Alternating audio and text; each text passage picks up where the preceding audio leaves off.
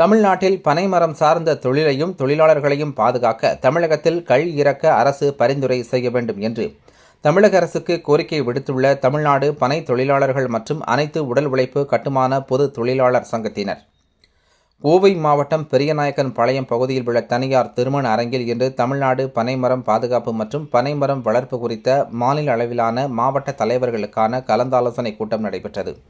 இந்த கூட்டத்தில் தமிழ்நாடு பனை தொழிலாளர்கள் அமைப்பின் மாநில தலைவர் ராதா தலைமை தாங்கினார்.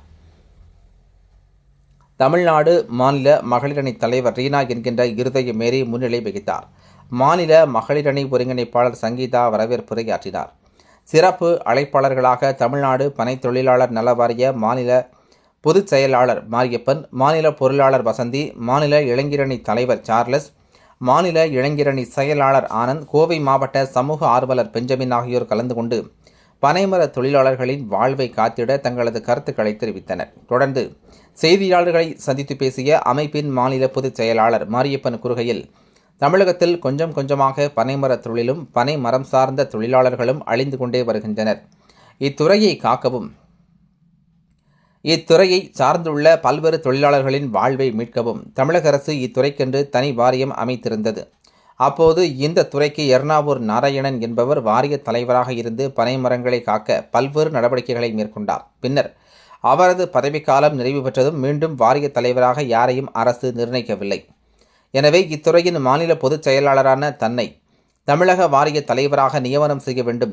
அவ்வாறு நியமனம் செய்யும் பட்சத்தில் அனைத்து மாவட்டங்களிலும் உள்ள மாவட்ட தலைவர்களை ஒன்றிணைத்து அந்தந்த பகுதிகளில் பனைமரம் வளர்க்கவும், அது குறித்த விழிப்புணர்வை ஏற்படுத்தவும் உரிய நடவடிக்கை எடுத்து இத்துறையை பாதுகாக்க உதவுவதாக தெரிவித்தார்.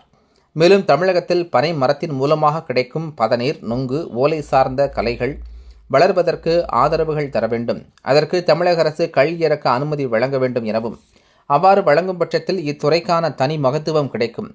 பனை மரத்தின் பண்பாடுகள் பொதுமக்களுக்கு அதிகரிக்கும். இத்துறையை நம்பி பல்வேறு தொழிலாளர்கள் மீண்டும் இத்துறையை மீட்க முன் வருவார்கள்.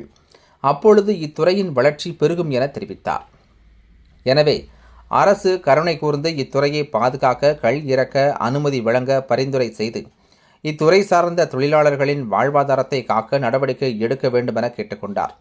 இந்த நிகழ்ச்சியில் மாநில மகளிரணி தலைவி ரீனா, மாநில மகளிரணி ஒருங்கிணைப்பாளர் சங்கீதா, மாநில தலைவர் ராதா, மாநில பொருளாளர் வசந்தி, மாநில செய்தி தொடர்பாளர் ஆஜிரா பிபி, மாநில இளைஞரணி செயலாளர் ஆனந்த், மாநில இளைஞரணி தலைவர் சார்லஸ், மாநில இளம் தலைவர் ஹரிஹரசுதன், மாநில அனைத்து மாவட்ட தலைவர்கள் உள்ளிட்ட பலர் கலந்து கொண்டனர் என்பது குறிப்பிடத்தக்கது.